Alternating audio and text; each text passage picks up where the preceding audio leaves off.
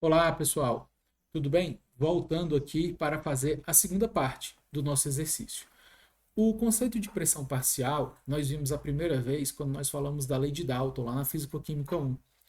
Então, a pressão parcial, ela está relacionada com a composição do meu sistema. Como aqui todo mundo está na fase gasosa, eu posso relembrar da lei de Dalton para vocês, tá certo? O somatório das pressões parciais vai ser igual à pressão total, tá bom?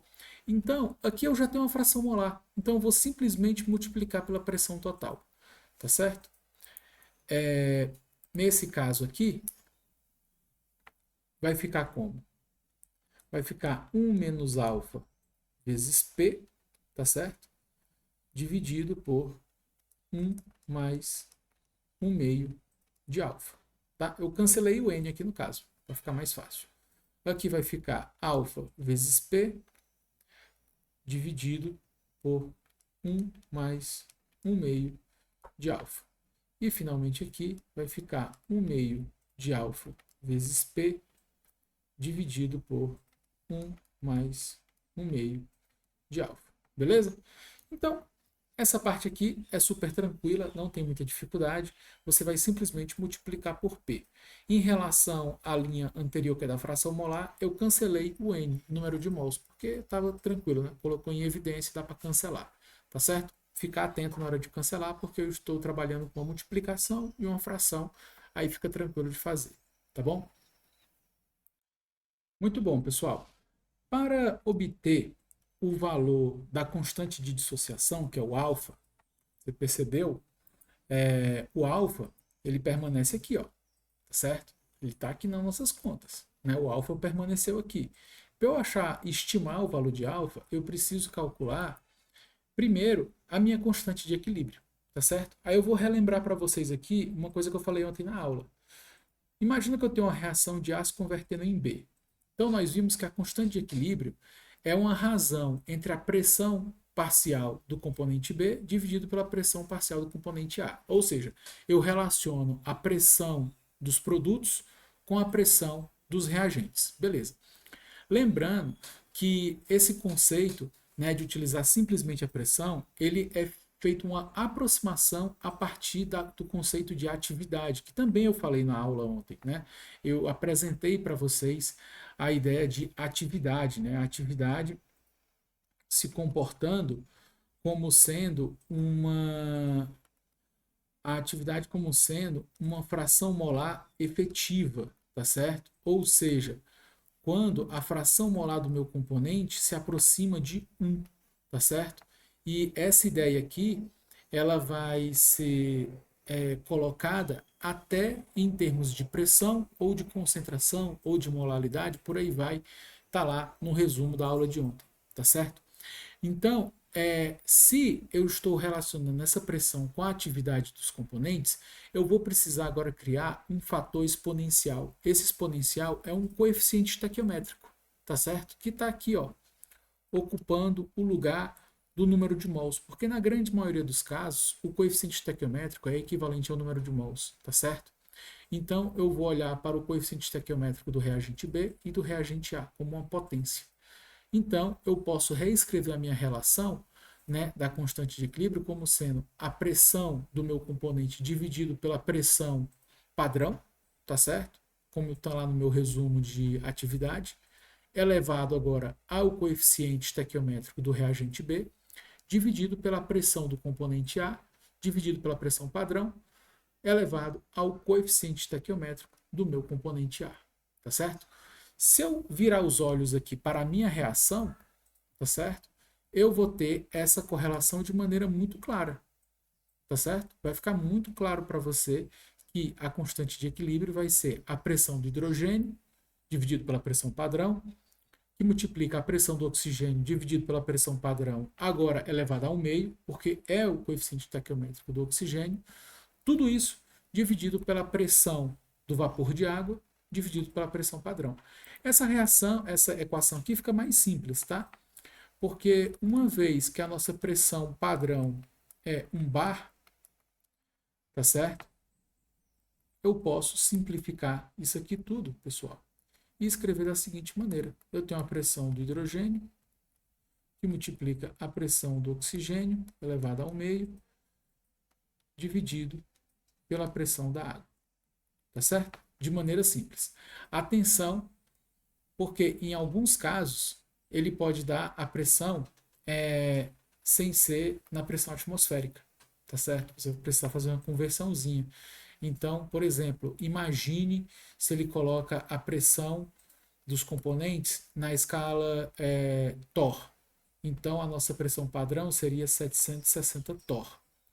Aí dividir por 1 é uma coisa, dividir por 760 é outra coisa. Aí você ia precisar deixar o 760 aqui e fazer suas contas, tá? Atenção nesses casos aí. Mas, bom, vamos ao que realmente interessa, que agora é calcular o valor dessa constante. Para calcular o valor dessa constante, eu vou voltar lá no comecinho da nossa explicação, porque lá está a resposta. Olha aqui, eu posso calcular a minha constante K aplicando simplesmente essa equação aqui. Ln de K é igual a menos ΔG padrão sobre RT. Eu tenho todos esses dados e posso calcular o valor de K, tá bom?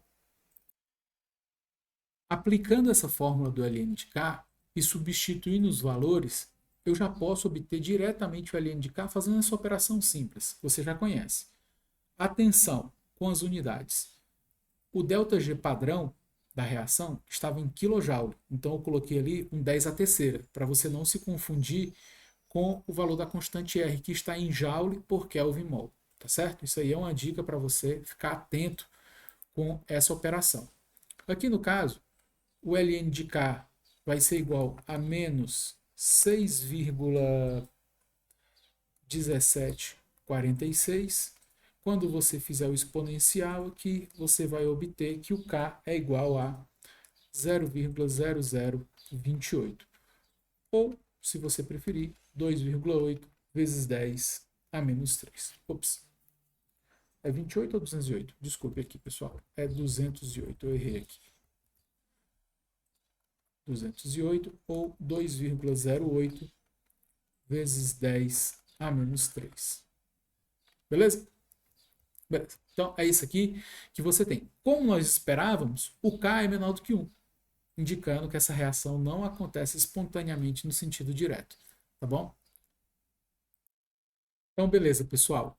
Com o valor do K, agora eu preciso trabalhar um pouquinho a nossa expressão em termos de pressão. Eu já deixei aqui no quadro ela reescrita. Eu peguei os valores de pressão do hidrogênio, do oxigênio e do vapor de água lá da tabela, tá certo? E já passei para cá. Parece um trambolho, né? E realmente parece um pequeno trambolho mesmo, tá certo? Mas alguns termos aqui a gente já pode meio que cancelar, tá certo? Por exemplo, esse P aqui eu já posso cancelar, tá? Eu já posso cancelar esse P aqui. Esse 1 mais 1 meio de alfa aqui, ó, eu posso cancelar aqui também. Estou podendo cancelar porque está multiplicando aqui, tá certo? Então aqui em cima eu fiquei só com alfa, esse termo aqui que é maior um pouquinho, tá certo? E esse termo aqui de baixo, o menos alfa. Já deu uma simplificada no meu problema, tá certo?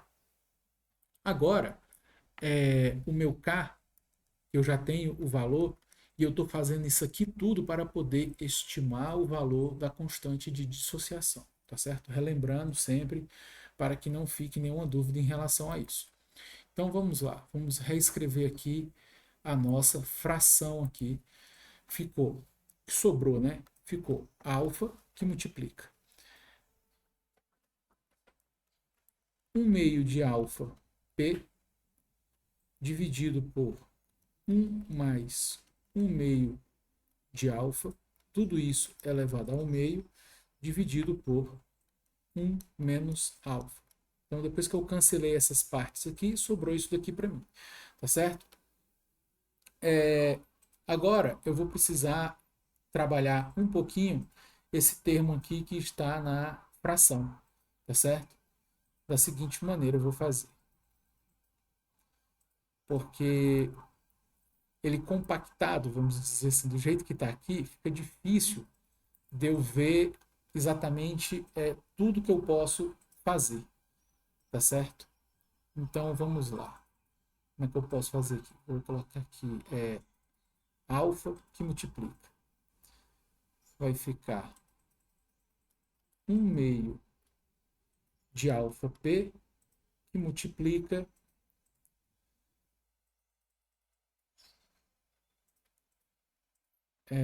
2 dividido por 2 mais alfa. Antes que você se desespere e tentar imaginar da onde veio isso aqui, tá certo? Da onde foi que veio isso? Bom, isso daqui veio desse lugar aqui, ó. Se você considerar 1 mais 1 meio de alfa, isso aqui vai ser igual a 2, certo? 2 mais alfa, certo?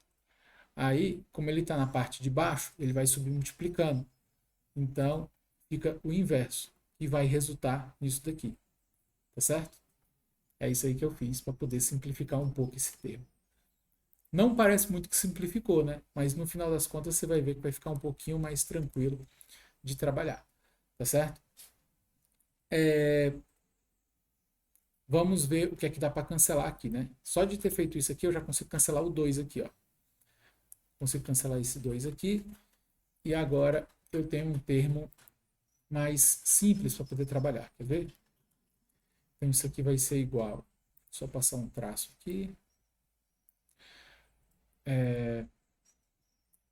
Vai ficar alfa, que multiplica alfa vezes P, dividido por 2 mais alfa. Tudo isso elevado ao meio. E aqui vai ficar 1 menos alfa. Tá certo? Então a minha constante K vai ficar da seguinte maneira.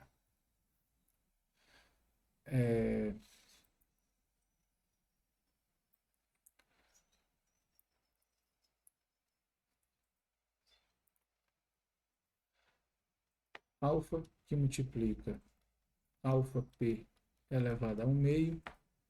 E na parte de baixo vai ficar 1 menos alfa que multiplica 2 mais alfa elevado ao meio. Entendeu o que foi que eu fiz?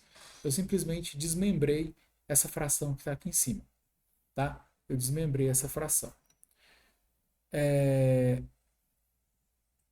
Agora eu vou fazer o produto aqui dessas potências, tá?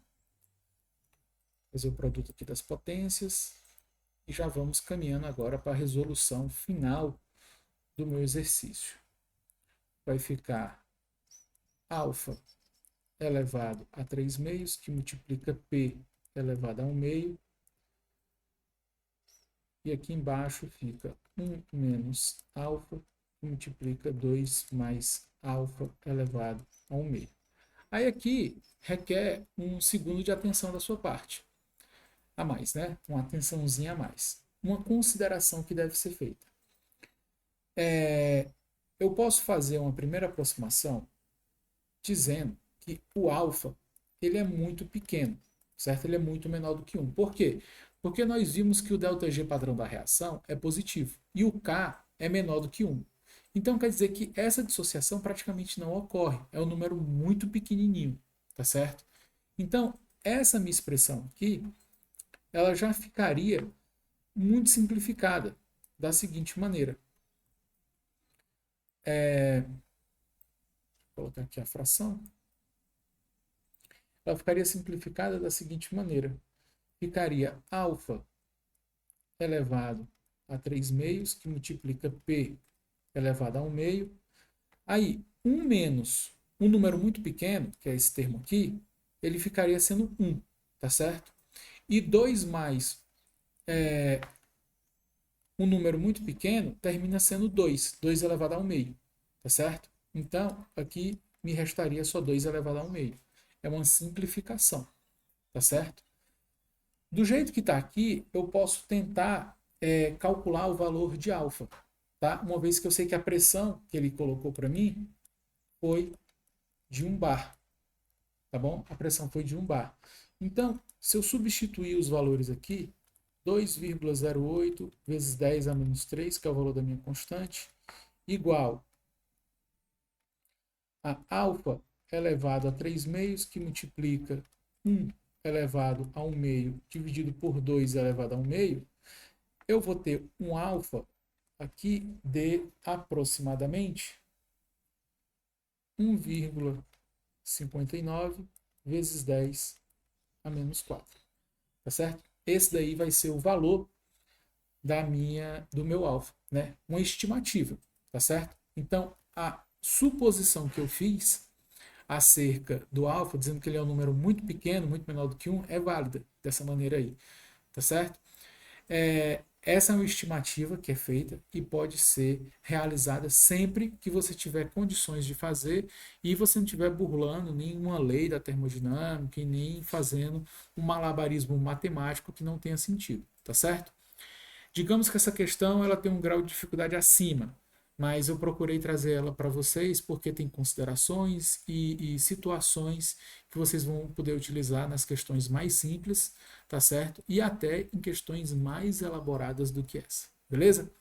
Pessoal, espero que vocês tenham gostado. O vídeo ficou em 2 partes, cada parte deve ter uns 15 minutinhos, então espero que você aproveite. Valeu, até mais, tchau.